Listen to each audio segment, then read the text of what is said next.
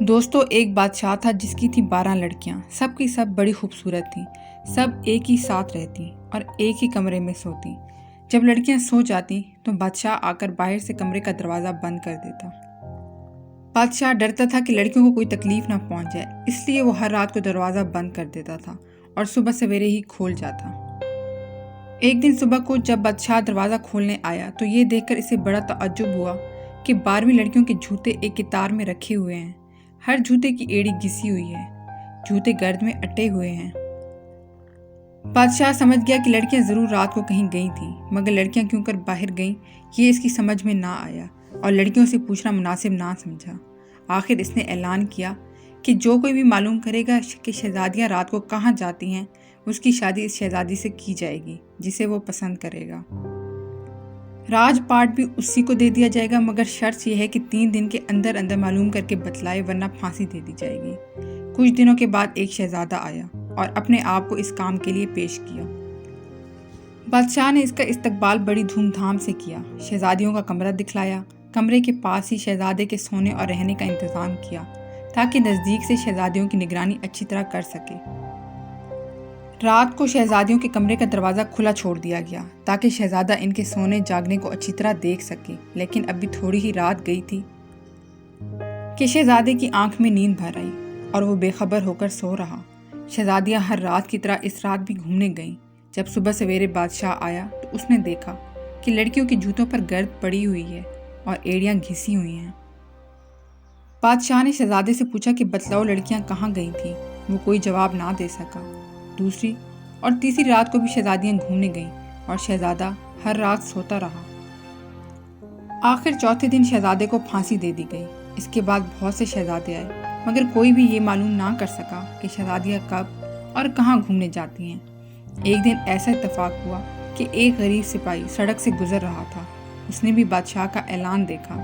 جی میں آیا کہ کسی طرح یہ بھید معلوم ہو جاتا تو زندگی بڑے آرام سے گزرتی، لیکن یہ بھید کیسے معلوم ہو یہ اس کی کچھ سمجھ میں نہ آیا۔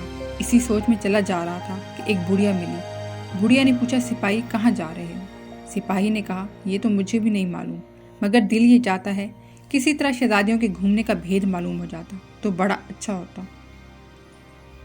بڑھیا نے کہا کہ یہ کوئی مشکل بات نہیں، بس تم ہمت کر لو تو بیڑا پار ہے۔ دیکھو رات کو کھانے کے بعد لڑکیاں شراب بھجوائیں گی، وہ نہ پینا، اس کے پینے سے بڑی گہری نیند آتی ہے۔ تم ہرگز شراب مت پینا، بستر پر لیٹتے ہی سوتا ہوا بن جانا اور یہ ظاہر کرنا کہ تم گہری نیند میں سو رہے ہو تاکہ شہزادیاں نڈر ہو کر گھومنے جا سکیں۔ یہ لبادہ بھی اپنے ساتھ لے جاؤ، اور اس میں خاص بات یہ ہے کہ جب تم اس کو اوڑھ لو گے تو کوئی تمہیں نہیں دیکھ سکتا اور تم سب کو دیکھ سکتے ہو۔ جب بڑھیا سب کچھ سمجھا چکی تو سپاہی کی ہمت اور بڑھ گئی۔ وہ بادشاہ کے پاس خوش گیا اور کہنے لگا میں معلوم کروں گا کہ شہزادیاں رات کو کہاں گھومنے جاتی ہیں۔ بادشاہ نے سپاہی کو عمدہ کپڑے پہنائے اور شہزادیوں کے کمرے کے پاس لے جا کر اس کے سونے کا کمرہ بتلا دیا۔ شام ہوتے ہی ایک شہزادی شراب کا پیالہ لیے ہوئے سپاہی کے پاس آئی اور ہنس کر پینے کو کہا۔ سپاہی نے اپنے حلق کے پاس ایک تھیلی باندھ رکھی تھی۔ سپاہی نے بڑی ہوشیاری سے شراب تھیلی میں انڈیلی، چرپائی پر لیٹتے ہی گہری نیند میں سوتا ہوا بن گیا۔ شہزادیاں یہ دیکھ کر بہت خوش ہوئیں۔ آدھی رات کے قریب شہزادیاں اٹھیں، کپڑے پہنے، بال سنوارے اور گھومنے جانے کے لیے تیار ہو گئیں۔ سپاہی اپنی چرپائی پر لیٹا ہوا یہ سب دیکھ رہا تھا۔ شہزادیاں ہنستی ہوئی کمرے سے باہر نکلیں اور گھومنے کے لیے جانے لگیں۔ سپاہی چپکے سے اٹھا، لبادہ اوڑھ کر شہزادیوں کے پیچھے ہو لیا۔ تھوڑی دیر چلنے کے بعد سب سے چھوٹی شہزادی بولی مجھے ڈر لگ رہا ہے، نہ جانے آج کیا بات ہے، دل خوش نہیں۔ بڑی شہزادی نے کہا تم بس یوں ہی ڈر رہی ہو، کوئی بات نہیں۔ یہ کہہ کر تمام شہزادیاں ہنستی ہوئی ایک باغ میں پہنچیں۔ باغ کے تمام درخت نہایت خوبصورتی سے برابر لگے ہوئے تھے، پتیاں چاندی کی طرح سفید تھیں۔ سپاہی نے ایک درخت سے چھوٹی سی شاخ توڑ لی، شاخ توڑنے سے آواز پیدا ہوئی۔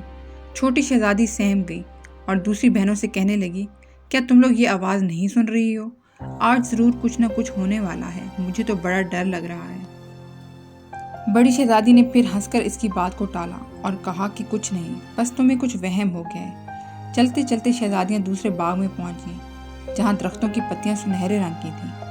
باغ کے بیچ میں ایک خوبصورت چبوترا بنا ہوا تھا۔ سب شہزادیاں اس پر بیٹھ گئیں۔ یہاں 12 پیالے شربت کے بھرے ہوئے رکھے تھے۔ ہر ایک شہزادی نے ایک پیالہ پیا اور پھر آگے کی طرف چلی۔ سپاہی نے یہاں بھی ایک ٹہنی توڑی اور ایک پیالہ اٹھا کر لبادہ میں رکھ لیا۔ چھوٹی شہزادی شاخ ٹوٹنے کی آواز پر پھر ڈری اور بڑی شہزادی نے پھر دلاسا دیا۔ تھوڑی دیر کے بعد شہزادیاں ایک دریا کے کنارے پہنچیں جہاں 12 کشتیاں کنارے پر لگی ہوئی تھیں اور ہر ایک کشتی میں ایک شہزادہ بیٹھا ہوا تھا۔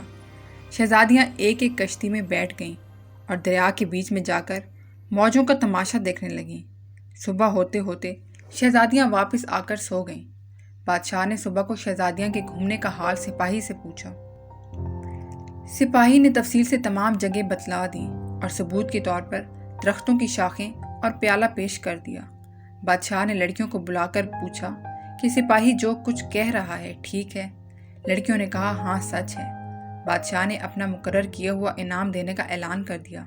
سپاہی نے بڑی شہزادی کو پسند کیا، اس سے شادی کی گئی اور سپاہی کو سلطنت کا ولی عہد بنا دیا گیا۔ دوستو ایک بادشاہ تھا جس کی تھی 12 لڑکیاں، سب کی سب بڑی خوبصورت تھیں، سب ایک ہی ساتھ رہتی اور ایک ہی کمرے میں سوتی۔ تاکہ ہر نئی جب آنے لڑکیاں والی سو ویڈیو کا جاتی تو نوٹیفیکیشن آپ بادشاہ کو آ ملتا کر رہے۔ باہر سے کمرے کا